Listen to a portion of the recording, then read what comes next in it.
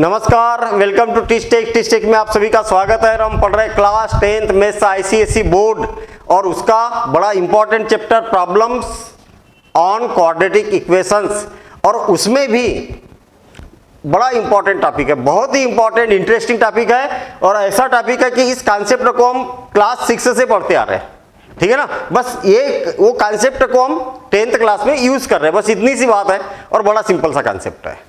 भाई हमें मालूम है कि यहां पर तीन चीजें हैं, कौन? स्पीड, टाइम और डिस्टेंस, तीन चीजें। तो इनके बीच में कुछ रिलेशन होता है क्या? याद आ रहा होगा कुछ, क्यों याद आ रहा होगा ना कि भाई इसके बीच में हमने कई बार यूज भी किया इसको कि speed is equal to distance divided by time. अगर हम डिस्टेंस को टाइम से डिवाइड करें तो हमें स्पीड पता चल जाएगी, है ना। और टाइम इज इक्वल टू, तो इसको टाइम को इधर कर दो, स्पीड को इधर कर दो, तो टाइम इज इक्वल टू क्या हो जाएगा? Distance divided by speed, distance divided by speed. तो इसमें उल्टा सीधा काम नहीं करना है ना, जैसा actual time is equal to distance divided by speed. देखो इसको याद रखने का तरीका बड़ा सिंपल है, वैसे तो याद है, हमें सबको याद है ना, ये क्योंकि 6th क्लास से ही हम इसका कॉन्सेप्ट को यूज करते आ रहे हैं। बड़ा सिंपल सा काम है भाई। मान लिया जाए आपको अपने किसी रिलेटिव के घर जाना है ना, मेहमान जाना है अपने रिलेटिव के यहाँ, और अपने रिलेटिव रहते हम यहाँ पर रहते हैं और हमारे रिलेटिव रहते हैं यहाँ पर बी प्लेस पर। सपोज करें कि ये 300 किलोमीटर डिस्टेंस पर रहते हैं, ए और बी के बीच का डिस्टेंस कितना है? 300 किलोमीटर है। और आप जिस भी ट्रेन से जा रहे हो और उस ट्रेन की अगर मान लिया जाए स्पीड है 50 किलोमीटर पर आवर्स, ये क्या हो गई? स्पीड हो गई। ये क्या हो गई? स्पीड हो गई। और ये क्या हो गया? डिस्टेंस हो गया। तो कितना टाइम लगेगा जाने में? तो बड़ा सिंपल सा काम है ना भाई। डिस्टेंस, अरे आपके ट्रेन की जो स्पीड है वो 1 घंटे में 50 किलोमीटर पर आवर्स क्या कर रही है? 50 किलोमीटर चल रही है। तो कितना टाइम लगेगा? तो इसको इससे डिवाइड कर दो, इतनी सी तो बात है। फार्मूले में क्या है? Time is equal to distance divided by speed, ठीक है ना। तो यही वाला कॉन्सेप्ट इसमें ज्यादा यूज किया जाएगा, और खास करके ये वाला फार्मूला इस फॉर्म में जो रहेगा वो फार्मूला ज्यादातर यूज किया जाएगा। और आपको मालूम है डिस्टेंस भी आप निकाल सकते हैं। डिस्टेंस इज इक्वल टू क्या होगा? Distance is equal to speed, speed into time, speed into time.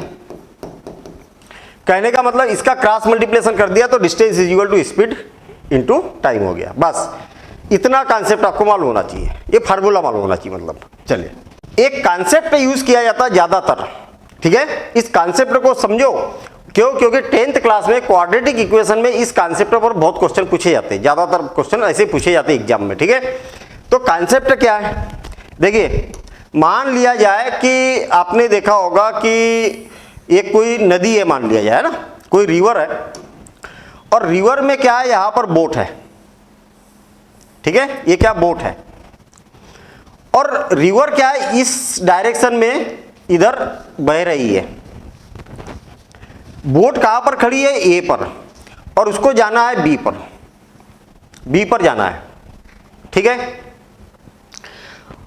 अगर इस बोट की कोई पर्टिकुलर स्पीड होगी, इस बोट की कोई पर्टिकुलर स्पीड होगी, मान लिया जाए 6 किलोमीटर पर आवर से इसकी स्पीड है। कितना? 6 किलोमीटर पर आवर किसकी? बोट की स्पीड है। नॉर्मल स्पीड है, इधर की ओर जा रही है ऐसा नहीं है, वो नॉर्मल है। मतलब अगर मान लिया जाए कि ये नदी बह नहीं रही है, नॉर्मल पानी में इसकी स्टिल वाटर है, तो उसमें कितनी होगी? 6 किलोमीटर पर आवर इसकी स्पीड है, ठीक है। चलिए ठीक है, मुझे एक बात बताइए कि अगर नदी इधर की ओर बह रही है और उसकी स्पीड है 3 kilometre per our, 3 kilometre per our, तो जब बोट इधर से इधर की ओर जाएगी तो उसको सपोर्ट मिलेगा कि नहीं मिलेगा इसकी स्पीड का? हाँ मिलेगा ना, तो क्लियर सी बात समझ में आ रही है। अरे बोट अगर एफर्ट्स नहीं भी लगाएगी तो भी बोट तो बहते हुए चली जाएगी ना, और वो अपने एफर्ट्स लगाएगी तो उसकी स्पीड तो 6 किलोमीटर पर आवर से ही। तो जब भी ये क्या होगी? डाउन स्ट्रीम बोला जाता है इसको। डाउन स्ट्रीम मतलब जिधर नदी बह रही है उसी डायरेक्शन में अगर बोट भी जाएगी तो उसको क्या बोला जाता है? डाउन स्ट्रीम बोला जाता है। डाउन, इधर की ओर क्या बोलेंगे, डाउन स्ट्रीम। इसकी बहुत ज्यादा जरूरत पड़ेगी, डाउन स्ट्रीम। तो जब इधर की ओर जाएगी तो इसकी स्पीड क्या हो जाएगी, इंक्रीज हो जाएगी। तो कितनी हो जाएगी इसकी स्पीड, ये दोनों को क्या कर दिया जाएगा, प्लस कर दिया जाएगा। तो प्लस कर दिया जाएगा तो 6 + 3 किलोमीटर, मतलब कितना हो जाएगा, 9 लिख देता हूं मैं डायरेक्ट, 9 km/h इसकी स्पीड हो जाएगी। बस इस कॉन्सेप्ट को आपको याद रखना है, और ये कॉन्सेप्ट सब में ये अप्लाई होगा। जैसे मान लिया जाए एरोप्लेन इधर से इधर की ओर जा रहा, और विंड भी चल रही है, हवा भी चल रही है तेजी से इधर की ओर, और आपको हवा की भी स्पीड मालूम है कितने तेजी से चल रही है, एरोप्लेन की भी स्पीड मालूम है। तो जब डाउन स्ट्रीम में चलेगी, एरोप्लेन डाउन स्ट्रीम में चलेगा, डाउन स्ट्रीम मतलब हवा के डायरेक्शन में चलेगा, तो उसके दोनों की स्पीड को प्लस कर दिया जाएगा, वो एरोप्लेन की स्पीड बन जाएगी। और up stream, up stream, up stream का मतलब क्या होता है, जो इसकी स्पीड रहेगी ना बोट की स्पीड मान लिया जाए 6 km/h है, और ये क्या करेगी, अरे नदी उधर से इधर बह रही है, बोट को क्या है इधर से इधर जाना है, तो ये जो वाटर का फ्लो है ये क्या करेगा, इसका अपोज करेगा ना, तो इसमें से इसको माइनस कर देंगे तो कितना हो जाएगा, 6 - 3, या तो मैं डायरेक्ट लिख देता हूं 3 km/h, या ब्रैकेट में भी लिख देता हूं 6 - 3, ये उसकी स्पीड हो जाएगी। और यहां पर क्या हो जाएगा, 6 + 3 km/h। ये वाले कॉन्सेप्ट को आपको याद रखना है। इसको बोला जाता है जब अपोज में चल रही है, उसकी जो करंट की स्पीड है, करंट का फ्लो जो है उसके अपोज में अगर चल रहा तो क्या हो जाएगा, माइनस हो जाएगा, और डाउन में चल रहा तो प्लस हो जाएगा। ठीक है, अच्छा याद रहे इंपॉर्टेंट बात कि जो बोट की स्पीड है ना, ये जो स्पीड होती है इसकी अपेक्षा ज्यादा स्पीड रहेगी तभी बोट काम करेगी, नहीं तो नहीं करेगी। सही बोल रहा हूं क्या मैं? मुझे एक बात बताइए कि अगर इसकी स्पीड कम है और वाटर के इसके नदी के बहने की स्पीड ज्यादा है तो बोट कभी वापस ही नहीं आ पाएगी क्या? फिर से और एक बार, बोट की स्पीड अगर मान लिया जाए बोट यहां पर है और इस बोट को क्या है इधर की ओर जाना है, बोट की स्पीड है 3 km/h और जो नदी बहते आ रही है उसकी स्पीड है 6 km/h। अरे 3 किलोमीटर का एफर्ट्स लगाएगी, उधर से एफर्ट्स आ रहा है 6 किलोमीटर का, उसको बहाते ले जाएगी, वो तो इधर कभी जा ही नहीं पाएगी ना।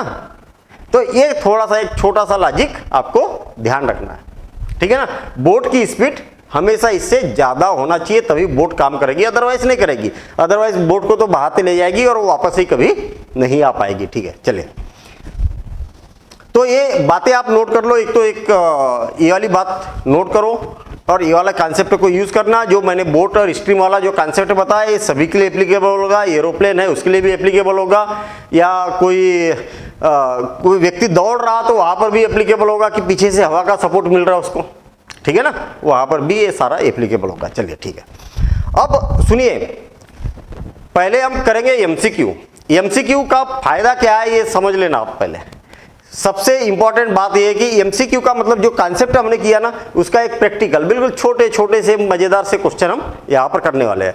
उससे क्या होगा, एक कॉन्सेप्ट हमारा पूरा पक्का हो जाएगा, और जब कॉन्सेप्ट पक्का होगा ना, कॉन्सेप्ट पक्का होगा तो फिर बड़े वाले क्वेश्चन हम बड़े आसानी से बना पाएंगे, ठीक है ना। तो पहले हम एमसीक्यू करेंगे और मैं फिर आपको बता दूं कि हर लेवल का हर कॉन्सेप्ट का हम क्वेश्चन यहां पर लेके आए ताकि आपके हर प्रकार के क्वेश्चन बने। तरीका आपका ये होना चाहिए कि जो भी हम क्वेश्चन कर रहे हैं यहाँ पर सारे क्वेश्चन को आप पहले समझो, नोट करो, और नोट करने के बाद में उसकी एक बार प्रैक्टिस करना है। फिर उसके बाद कोई भी बुक आप उठा लो, सारे क्वेश्चन आपसे बनेंगे। बस इतना सा कॉन्सेप्ट है, और इतना अगर आप फॉलो करते हो तो आप 100% कवर कर सकते हैं, इसमें कोई डाउट की बात नहीं है। हाँ, ये बात हो सकती है कि सर हमें तो क्वाड्रेटिक इक्वेशन सॉल्व करते आती ही नहीं है, तो कोई दिक्कत नहीं है। क्वाड्रेटिक इक्वेशन वाला चैप्टर पहले करो, इस चैप्टर के पहले क्वाड्रेटिक इक्वेशन वाला चैप्टर करो, और जब वो करोगे तो फिर बढ़िया प्रैक्टिस वहां पर हमने बहुत अच्छे से की थी, ठीक है ना। चलिए आगे बढ़ते हैं। चलिए, बहुत मजेदार, अभी जो एग्जांपल लिया था उसी से रिलेटेड यहां पर क्वेश्चन भी मिल गया, बोट से रिलेटेड ही है। The speed of boat is 32 km/h if speed of stream is 8 km/h, the speed of boat upstream is.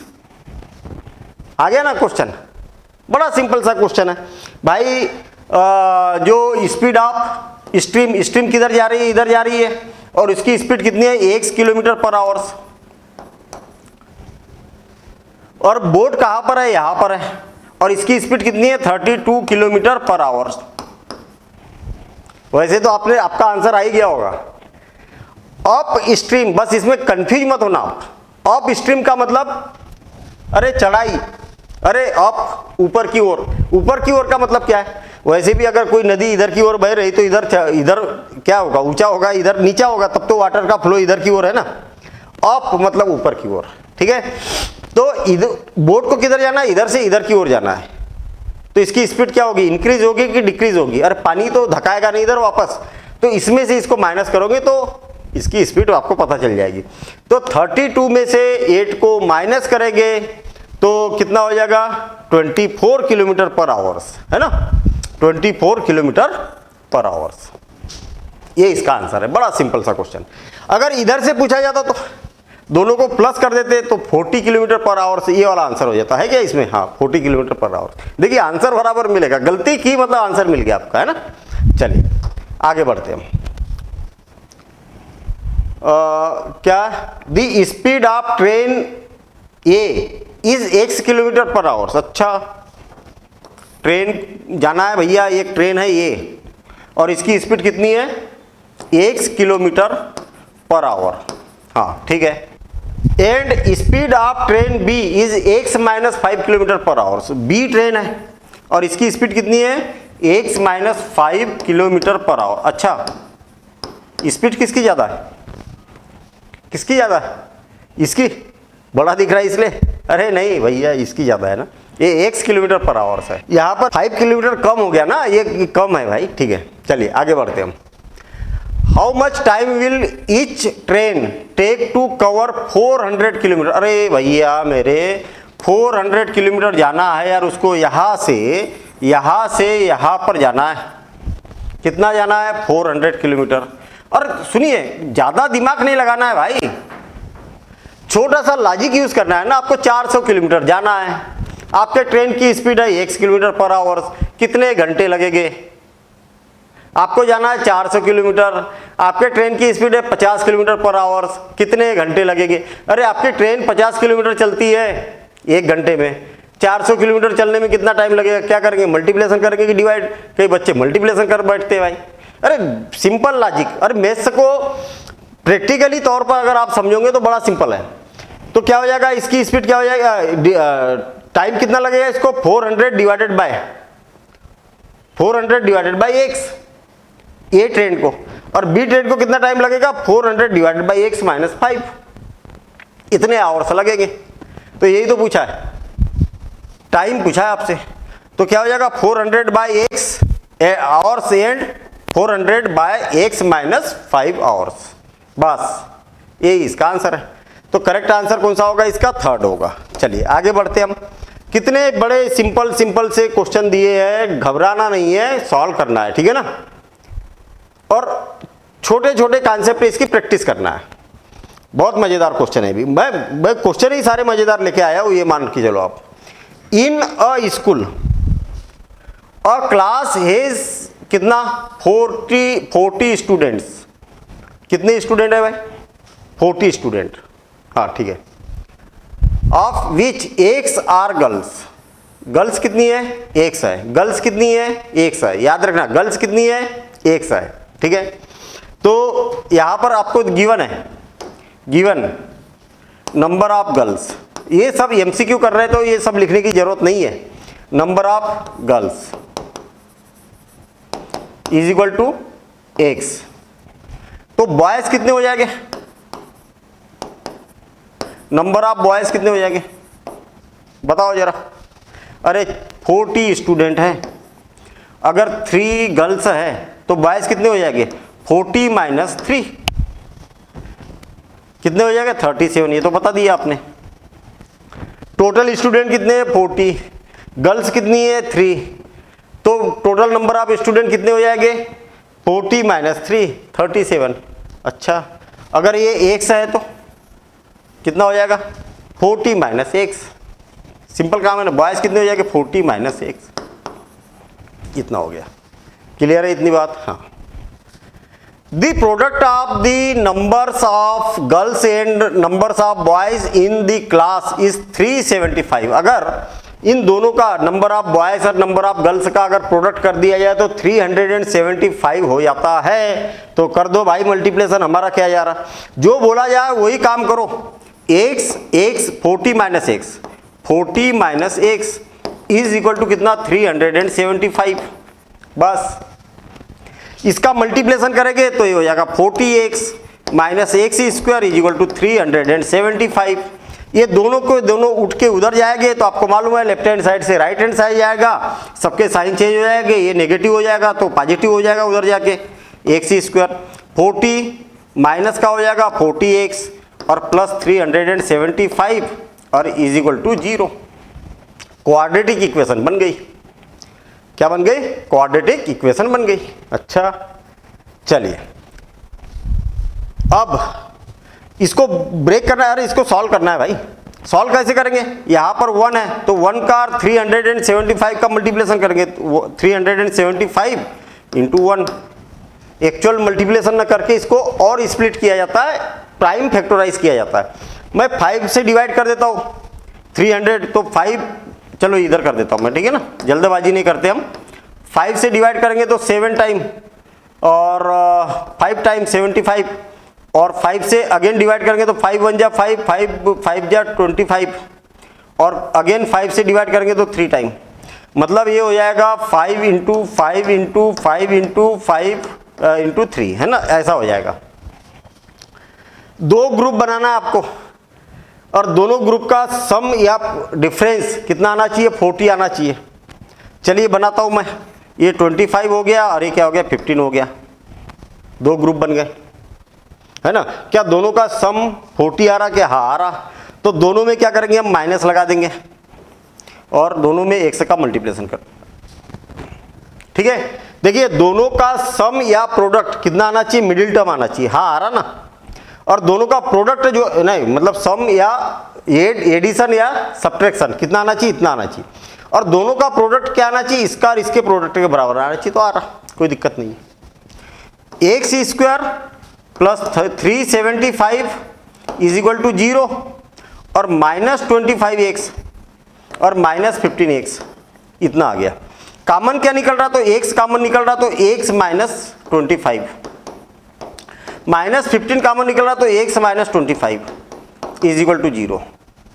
तो x माइनस 25 अगेन कॉमन निकल रहा तो क्या हो जाएगा? x minus 15 is equal to 0। तो x की वैल्यू क्या हो सकती है? 25 और 15। क्या हो सकती है? 25 और 15। x की वैल्यू क्या हो सकती है? 25 और 15। अगर x की वैल्यू 25 अगर रखूंगा मैं तो इसकी वैल्यू क्या हो जाएगी? 15 और 15 रखूंगा तो ये क्या हो जाएगी? 25। या तो नंबर ऑफ बॉयज बोला है क्या? Number of boys in class, तो ये वाला पूछा आपसे। या तो नंबर ऑफ बॉयज हो गए 15 या 25। एंड नहीं होगा, एंड वाली कंडीशन नहीं होती है क्वाड्रेटिक इक्वेशन में, और वाली कंडीशन होती है ना। क्यों होती है? हमने क्वाड्रेटिक में बहुत अच्छे से पढ़ा है, ठीक है ना। तो ये हो जाएगा इसका आंसर, ठीक है। चलिए आगे बढ़ते हैं अब हम। An article is bought for rupees X and sold at the profit of X% if its selling price is 56, the cost price is। क्या बोलना चाह रहा? क्या बोलना चाह रहा? भैया कोई प्रोडक्ट कितने में परचेस किया? X में परचेस किया। कितने में परचेस किया? X में परचेस किया और इस पर प्रॉफिट ले लिया हमने। कितना परसेंट? X%। कितना परसेंट ले लिया? X% ले लिया। तो X का X%, अरे इतने में तो परचेस किया, इतना प्रॉफिट कमाया, दोनों को प्लस करेंगे तो सेलिंग प्राइस पता चलेगी कि नहीं? हाँ या ना? तो इज इक्वल टू कितना हो गया? 56। कोई दिक्कत है क्या यहाँ पर? मेरे को नहीं लग रहा कि दिक्कत है क्या। बड़ा सिंपल सा काम है ना भाई। अरे मैंने देखो 100 रुपये में कोई परचेज किया प्रोडक्ट और मैंने क्या किया 100 रुपीज़ का 20% प्रॉफिट कमाया, तो कितना हो गया ये 100 से 100 कैंसिल, मतलब 20 रुपीज़ मैंने प्रॉफिट कमाया। इसका मतलब सेलिंग प्राइस कितनी हो जाएगी 100 प्लस 20 120। ऐसी तो है ना, ऐसे ही तो है ना, बस लॉजिकल सोचना है आपको, ठीक है ना। चलिए अब इसको सिंप्लीफाई करना है तो एलसीएम कितना आ जाएगा 100 और ये हो जाएगा 100x। कैसे 100x हो गया भाई, इसके अपन में 1 है कि नहीं, एलसीएम कितना आ गया 100, 1 से डिवाइड करेंगे तो 100 टाइम और 100 का इसमें मल्टीप्लिकेशन करके तो इतना प्लस x स्क्वायर, बस सिंपल सा काम है, इज इक्वल टू 56। देखिए अगर आपको ऐसी कोई दिक्कत आती है ना एलसीएम में, x divided by 1 plus x square divided by 100 ऐसा बोल सकते हैं, है ना भाई। यहाँ पर क्या दोनों डिफरेंट है ना, दोनों क्या है, दोनों में कोई भी कॉमन नहीं है ना, तो दोनों का प्रोडक्ट ही एलसीएम होता है। एलसीएम आ गया ना, जितना एलसीएम होगा उसमें इसका मल्टीप्लिकेशन कर दो, किसका x बाय 1 का। अब आप 10th क्लास में हो तो ये बताने की जरूरत नहीं, लेकिन चलो ठीक है, अगर नहीं आता तो आप इसको यूज कर सकते। देखिए 100x आ गया, जितना भी एलसीएम है उसमें इसका मल्टीप्लिकेशन कर दो, x स्क्वायर डिवाइडेड बाय 100। देखो 100 से 100 कैंसिल तो क्या आ गया x स्क्वायर आ गया, बस ऐसा कॉन्सेप्ट आप यूज कर सकते, ठीक है ना। कर वही रहे, इससे डिवाइड किया, जितने भी बार हुआ इसका इसमें मल्टीप्लिकेशन किया, बस वही काम कर रहे हैं। इसका क्रॉस मल्टीप्लिकेशन कर देते तो क्या बचेगा, x square plus 100x is equal to 5600 और ये इस साइड आएगा तो क्या हो जाएगा x square plus 100x minus 5600 और इज इक्वल टू 0। अब क्या करें भाई, इसका और इसका क्या करना है आपको, प्रोडक्ट करना है, किसका किसका, 1 का और 5600 का।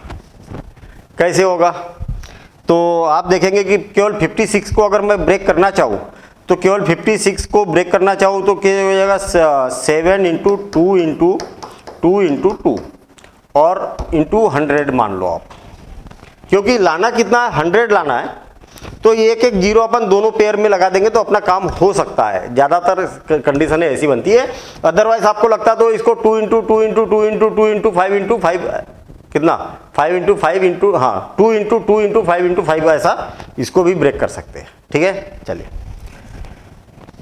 ये कितना हो गया 14 और ये कितना हो गया 4 है, और ये दो जीरो है तो इनको दोनों को एक साथ में लगा देता हूं मैं, मतलब 140 और 40 में ब्रेक हो रहा क्या, दोनों को ऐड करने पर या सब्ट्रैक्ट करने पर मिडिल टर्म आ रही क्या, हाँ आ रही है, बढ़िया काम हो गया। तो x square plus 140x minus 40x minus 5600 is equal to 0। इसमें से कॉमन क्या निकल रहा है, x कॉमन निकल रहा, तो x प्लस 140 माइनस 40 कॉमन निकल रहा, तो x प्लस 140 और is equal to 0। Again x plus 140 common निकल रहा, तो x minus 40 is equal to 0। तो x की वैल्यू क्या हो जाएगी, x की वैल्यू क्या आ जाएगी 40 और x की वैल्यू क्या आ जाएगी माइनस, अरे 140 था ना, 140 कॉमन निकाला था, माइनस 140। ये दोनों में से कोई आंसर हो सकता है। x एक्चुअल है क्या, x है क्या, एन आर्टिकल इज बॉट, अरे नेगेटिव थोड़ी हो सकता है, अरे कोई आर्टिकल आप इतने में नेगेटिव रुपीस में परचेस कर सकते क्या, नहीं, इसलिए इसको क्या करेंगे नेग्लेक्ट करेंगे भाई, इसको छोड़ेंगे, नेगेटिव तो पॉसिबल ही नहीं है। तो कितना हो जाएगा 40 हो जाएगा। अब आप बोलोगे कि सर एमसीक्यू इतना बड़ा नहीं, अरे एमसीक्यू इतना बड़ा नहीं रहेगा, तो फिर क्या रहेगा, एमसीक्यू क्या है, एमसीक्यू जैसा ही रहेगा, छोटा रहेगा, जो एग्जाम में पूछा जाएगा इतना बड़ा नहीं पूछा जाएगा, इतना ज़्यादा कैलकुलेशन नहीं करना पड़ेगा आपको, ठीक है। ये तो हम प्रैक्टिस कर रहे हैं, ये मान के चलिए आप, जो हमने जो चीज़ें पढ़ी है उसको फेमिलियर होना चाह रहे हैं उससे, जैसा जैसा सिचुएशन बनती है, कैसे सिचुएशन बनती है, फिर बड़े क्वेश्चन करेंगे हम, ठीक है ना। चलिए आगे बढ़ते हैं हम, बहुत बढ़िया question. A car is moving with a speed of 100 kilometre पर आवर्स। अच्छा, जो कार है वो 100 किलोमीटर पर आवर्स की स्पीड से दौड़ रही है। A car is moving with a speed of 100 kilometre पर hours if speed of car first increase by x%। अब उसकी स्पीड को क्या कर दिया, x% इंक्रीज कर दिया, x% इंक्रीज कर दिया। तो क्या हो जाएगा, अरे देखिए मैं पिछला क्वेश्चन ही आपको बताता हूं, उसकी टेक्निक बताता हूं, क्योंकि ऐसी सिचुएशन आपके पास ज्यादा आएगी। देखिए यहां पर क्या हुआ था, यहां पर क्या था, आर्टिकल की कास्ट कितनी थी, 100 रुपीज, और उसमें x% क्या कर दिया था, इंक्रीज कर दिया था। x% क्या कर दिया था, इंक्रीज कर दिया था, x का 1% इंक्रीज कर दिया था, और दोनों को प्लस कर दिया था, तो सेलिंग प्राइस आ गई थी। इतना माथापच्ची करने की आपको जरूरत नहीं है। अगर मान लिया जाए कोई प्रोडक्ट 100 रुपीज का आपने परचेस किया और आपने उस पर क्या किया, प्रॉफिट की लिया कितना, 1%, तो ऐसा कर दिया करो 1 + x/100। और 60 का तरीका बताता हूं मैं, ऐसा भी नहीं करना है आपको। जब प्रोडक्ट इतने का है तो आप क्या करो, 100 प्लस, जब भी इंक्रीज होगा तो 100 + x/100 कर दिया करो। तीनों का मतलब एक ही है। अरे यहां पर भी एलसीएम लोगे तो इतना ही आएगा। आई बात समझ, देखो ना, x कॉमन निकाला, एलसीएम लोगे इतना ही आएगा, मतलब 2-3 स्टेप आपकी बच जाती है इसमें। ऐसी हैबिट करो। जब भी मान लिया जाए, जैसे एक एग्जांपल बताता हूं मैं आपको, मान लिया जाए कि आपने कोई आर्टिकल परचेस किया 5000 में, कितने में परचेस किया, 5000 में। अब इस पर आप प्रॉफिट कमाना चाहते हो, कितना प्रॉफिट कमाना चाह रहे हो, 20%। तो कितने में सेल होगा, ये कितने में सेल करेंगे ताकि आपको 20% का प्रॉफिट हो। तो बड़ा सिंपल, प्रॉफिट करना चाह रहे हैं ना, प्रॉफिट लेना चाह रहे हैं ना, तो क्या करो, 100 में, हमेशा 100 में 20 को प्लस कर दो, 20% प्रॉफिट चाहिए ना, /100 कर दो। यहां पर और यहां पर 100 रहेगा, जितना भी प्रॉफिट कमाना चाह रहे हैं उसको यहां पर रखो आप, ठीक है ना। जैसे 1% प्रॉफिट लेना चाह रहे हैं तो इसको 1 को यहां रखो, ऐसा। और यदि मान लिया जाए कोई प्रोडक्ट 5000 का था, 5000 का था, और आप इसको सेल करना चाह रहे हैं, लेकिन सेल करते समय क्या हुआ, आपको लॉस हो गया। कितना लॉस हुआ, 1% का लॉस हो गया। तो सीधा काम 100 - x कर दो, /100 कर दो। ये कैलकुलेशन ज़्यादा इजी है, ज़्यादा फास्ट कैलकुलेशन देता है, थोड़ी सी प्रैक्टिस कर लो। मैं ऐसे ही करूँगा, ठीक है ना, मैं ऐसे ही करूँगा। चलिए आगे देखते हैं, और आपको भी एग्जाम में ऐसे ही करना है। देखना, a car is moving with speed of इतना, इस स्पीड से चल रही भैया। If the speed of car first increase by x% increase कर दिया, क्या हो जाएगा, 100 + x/x। अरे 100 भैया, तो अब कार की स्पीड कितनी हो गई, इतनी हो गई। पहले कार 100 km/h से चल रही थी, और आपने क्या किया, 1% इसकी कार की स्पीड को इंक्रीज कर दिया। तो अब एक्चुअल आपके कार की स्पीड इतनी हो गई। आई बात समझ में, इतनी हो गई स्पीड आपके कार की। फिर क्या किया, देन डिक्रीज बाय x%। अच्छा, अब क्या, 1% डिक्रीज कर दिया। अच्छा, तो फिर क्या करो, उसको माइनस कर दो, सेम। अरे अब तो एक्चुअल कार की, आपकी एक्चुअल कार की अब स्पीड इतनी है ना, अब इसमें डिक्रीज कर दिया, 100 - x/100। अब आपके जो कार की अब एक्चुअल स्पीड जो है वो इतनी है, पहले इतनी थी, इतना इंक्रीज कर दिया तो अब इतनी हो गई, अब इतना डिक्रीज कर दिया तो अब इतनी आपके कार की स्पीड हो गई। आई बात समझ में। तो ये लॉजिक को आपको याद रखना है, ठीक है ना। और ये लॉजिक आपके लाइफ में बहुत ज्यादा यूज होगा, और कई चैप्टर में होगा, और डेली लाइफ में भी इसकी जरूरत आपको पड़ेगी। तो इतनी स्पीड हो गई, और क्या बोला है, the final speed of the car is 96 km/h। अब जो स्पीड हुई है वो कितनी स्पीड है, 96 km/h, है ना। तो ये और ये तो इक्वल होगा, हाँ बिल्कुल सही है। अब क्या करें, तो ये 100 से तो ये 100 कैंसिल हो गया। देखिए a + b, a - b, तो a स्क्वायर - b स्क्वायर, चलो एक स्टेप बढ़ा ही देता हूं मैं, /100 और = 96। अरे कैलकुलेशन को सिंपल करो, आप इसका क्रॉस मल्टीप्लिकेशन तुरंत कर सकते थे, यही से दिख रहा था 96 100 का मल्टीप्लिकेशन किया जा सकता है 96 से। एक 100 से एक 100 कैंसिल हो गया। कैंसिल करने में जल्दबाजी मत करना, ये पूरा डिवाइड में और मल्टीप्लिकेशन में है ना, पूरा जब डिवाइड में होता है तभी कैंसिल होता है, और ये सब मल्टीप्लिकेशन में रहता है तभी कैंसिल होता है, क्रॉस मल्टीप्लिकेशन भी तभी होता है। मान लिया जाए बाय चांस, कई बच्चे ऐसा भी करते हैं, x + 3 डिवाइडेड बाय 2 + x = 9, ये 2 का क्रॉस मल्टीप्लिकेशन करने की कोशिश करते हैं। अरे कैसे होगा भाई, ये अलग अलग टर्म है, जब तक यहाँ पर मल्टीप्लिकेशन न रहे पूरा तब तक क्रॉस मल्टीप्लिकेशन नहीं होगा, और जब तक मल्टीप्लिकेशन न रहे, अच्छा कई बच्चे क्या करते हैं, जैसे मान लिया यहाँ पर 4 है, ये 2 से 4 को निपटा देते हैं, गलत। अरे नहीं निपटेगा भैया, ये कैलकुलेशन तभी कैंसिल होगा ये जब ये पूरे के मल्टीप्लिकेशन में हो कुछ। जैसे मान लिया जाए पूरे के मल्टीप्लिकेशन में 8 है और यहाँ पर भी मल्टीप्लिकेशन में, तभी ये कैंसिल हो सकता है, नहीं तो नहीं हो सकता। बड़ी छोटी छोटी सी चीज़ें है, अगर आपको ऐसी प्रॉब्लम आती है कहीं पर, तो मैंने पूरा बेसिक जो है वो बेसिक मैथ्स 0 to हीरो, उस बेसिक मैथ्स का नाम है 0 to हीरो, उस पूरी सीरीज को देख लेना आप, कहीं पर प्रॉब्लम नहीं आएगी, मेरी गारंटी है। आई बात समझ में? चलिए, इसका क्रॉस मल्टीप्लिकेशन मतलब 30-40 वीडियो है, टाइम लगेगा भैया, मैथ्स अच्छा स्ट्रांग करना है, और आपका मैथ्स अगर कमजोर है तो टाइम टेकिंग होता है, ठीक है। अब ये क्या हो गया भाई, 10,000, 2 जीरो तो 4 जीरो हो जाएगा ना, स्क्वायर है तो इसलिए -x² = 9600, x² जाएगा इधर और ये आएगा इधर, तो 10,000 में से 9600 को माइनस करेंगे तो 400 बच जाएगा। कितना हो जाएगा? 400 = x²। नहीं आया क्या समझ में? 9600 मतलब 9600 इधर आएगा, तो 10,000 में से इसको माइनस करेंगे तो 400 बचेगा, और -x² उधर जाएगा तो +x²। अब x² है तो इसका स्क्वायर रूट लो, तो x = क्या हो जाएगा, +-20। तो नेगेटिव तो पॉसिबल ही नहीं है।